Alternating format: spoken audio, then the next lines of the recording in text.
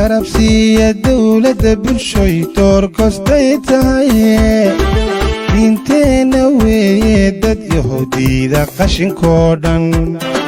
dariiqyada ku beergeeda hanadama la waaweyndhe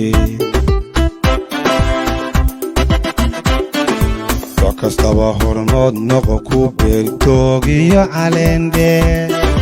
dacadnima ku maamula dhirtuna waa ildoogsigaye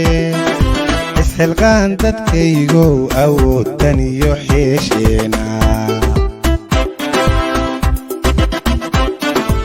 maanta way khamiis tahay waxaan soo ajiibnay ololaha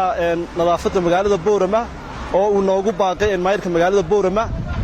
si ay magaalada u noqoto magaalo nadiif ah waa in aanu khashinka ka ilaalinaa meelaha aan loogu talagelin waxaan leeyahay dadka Boorama degan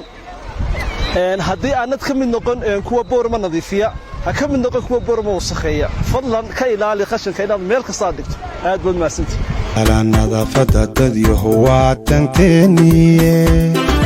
طريقيدا magaalada indhuhu daawan bilixdooda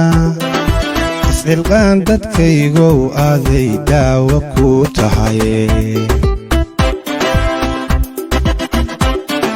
ku dadaala nadaafadda dadiyahu waatanteeniye